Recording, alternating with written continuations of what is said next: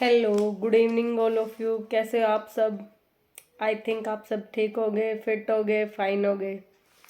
तो आज की वीडियो के मेन टॉपिक रहेंगे। आज की वीडियो में मैं क्या क्या बताऊंगी, उससे पहले मैं एक बार आपसे कुछ डाउट था मेरे अंदर, वो बात कर लेती हूँ। जितनी भी मैं वीडियो डाल रही हूँ आप पसंद ही नहीं कर रहे, उनको लाइक नहीं कर रहे, क्या बात है? आपको पसंद नहीं आती क्या?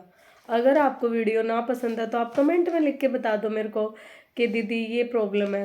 मैं आगे से कोशिश करूँगी आपकी जो प्रॉब्लम है उसको सोल्व करने की। और रही बात मेरी वीडियो बनाने की, तो मैं चाहती हूँ मेरी वीडियो से अगर 100 भी मेरी वीडियो को देख रहे हो तो उन 100 में से 2 या 3 भी मोटिवेट हो रहे हो या आपको कुछ सीखने को मिल रहा है, मेरे लिए वो बहुत है। सबको सिखाना मेरा कोई लक्ष्य नहीं है, लेकिन अगर आप में से 2, 4, 5 कुछ में भी लगन आई, लगन लग के आप उस काम को करने लग गए, या जहाँ पे अटके आप, ठीक है पढ़ाई तो सब करते हैं, लेकिन पढ़ते पढ़ते जहाँ पे आपको प्रॉब्लम आती है, किसी सब्जेक्ट में कोई प्रॉब्लम होती है, वो मेरे को लिख के भेज दो। जो मेरे बस का होगा मैं उसका सॉल्यूशन बताऊंगी। जो भी मेरी वीडियो आएगी नेक्स्ट वीडियो में, मैं कमेंट के बेस पे ही नेक्स्ट वीडियो बनाती हूँ। और एक सबसे ज़्यादा बार बार बार कमेंट आ रहा है एक ही बात पे कि सब्जेक्ट वाइज हर सब्जेक्ट मेन मेन टॉपिक पे आप वीडियो बना दो। तो मेरे बहन भाइयों, इस काम के लिए लगेगा थोड़ा सा टाइम, क्योंकि ऐसा तो है नहीं एकदम उठाई बुक और मेरे को जो भी लगा मैंने डाल दिया। ऐसे लगने से नहीं डालूंगी मैं कोई उस पे वीडियो। एक बार ध्यान से देखूंगी, जिससे ज़्यादा से ज़्यादा क्वेश्चन उठ रहे हैं तो उसमें लगेगा टाइम। तो जिस दिन मेरी छुट्टी होगी उस दिन हर एक छुट्टी पे एक सब्जेक्ट की वीडियो बनाऊंगी मैं। तो आज के हमारे जो मेन मेन टॉपिक थे उसमें वो बता देती हूँ हम जो डिस्कस करेंगे। पहला टॉपिक तो है, क्या जॉब के बाद हमें पढ़ाई नहीं करनी पड़ती, मतलब जॉब मिल गई और रिलैक्स, कैसा होता है? दूसरी बात है मैथ के आप ऑनलाइन टीचर बताइए और बुक बताइए। हालांकि मैंने बता रखी है, फिर भी आपका फिर से डाउट क्लियर करती हूँ इस बात पे। और तीसरी बात है, दीदी नींद बहुत आती है, जैसे ही हम पढ़ने बैठते हैं हमें नींद आ जाती है, तो इसका क्या सॉल्यूशन है?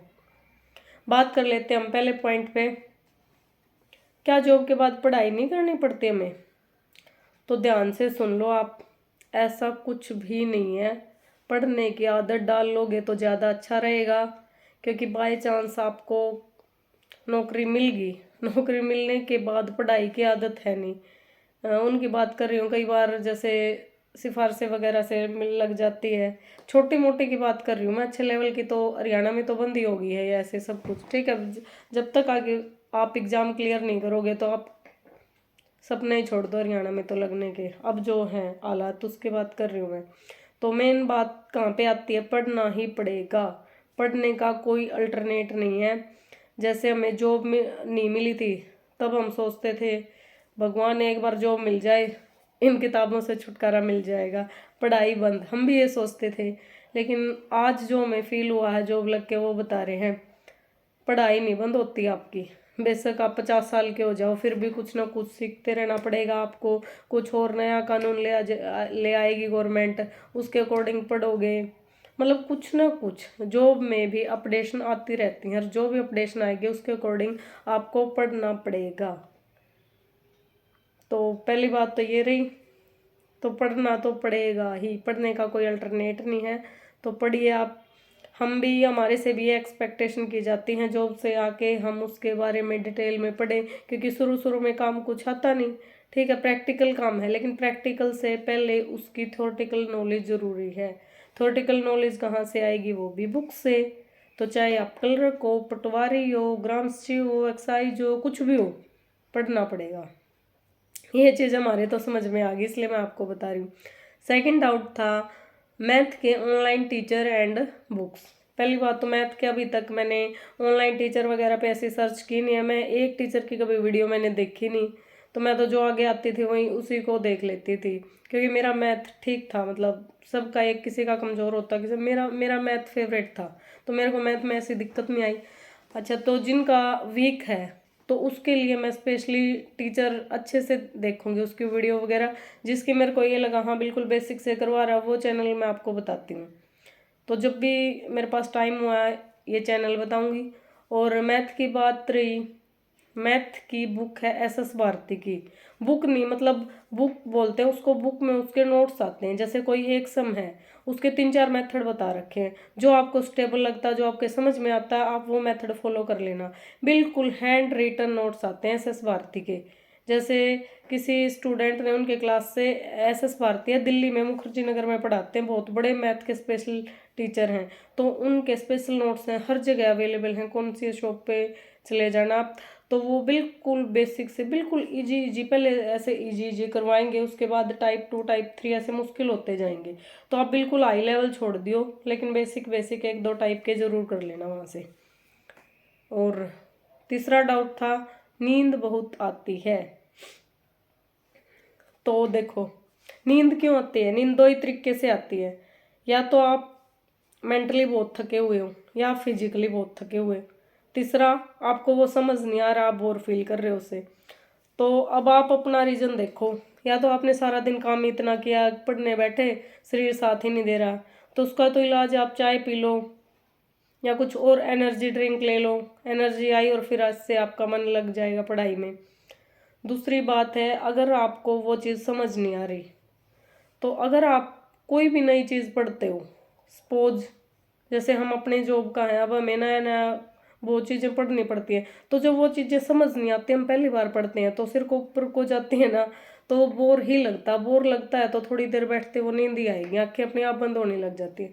तो इसका एक ही तरीका है, थोड़ा थोड़ा थोड़ा थोड़ा करके पढ़ो। 2 दिन नींद आएगी, 3 दिन आएगी, लेकिन पढ़ना मत छोड़ना उसको।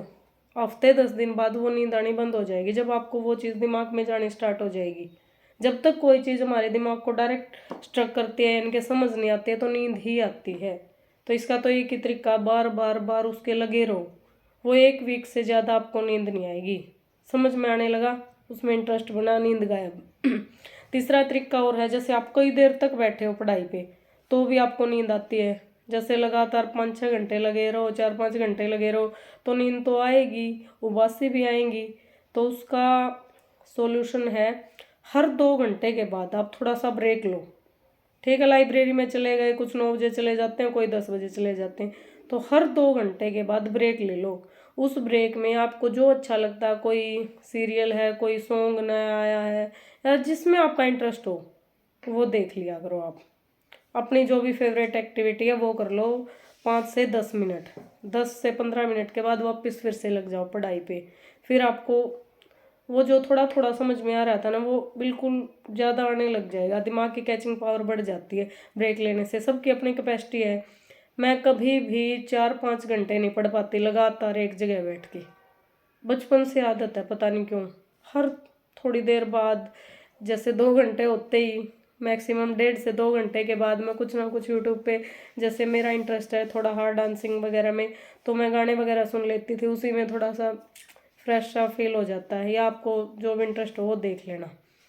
तो आज मेरे को लगता है आपके सारे डाउट क्लियर हो गए। तो एक और बात है, आप बोल रहे हो आपने कितने एग्जाम दिए, क्या दीदी आपको पहले एग्जाम के बाद सफलता मिल गई? तो ऐसा कुछ नहीं है, मैंने ढेर सारे एग्जाम दे रखे हैं, मैं खुद काउंट नहीं कर पा रही मैंने कितने एग्जाम दे लिए। एक वो टाइम आता है ना, जब आपको उम्मीद ही बंद हो जाए, नहीं अब तो क्या जॉब मिलेगी, इतना लंबा टाइम निकल गया था, उस टाइम पे मेरे को जॉब मिली है।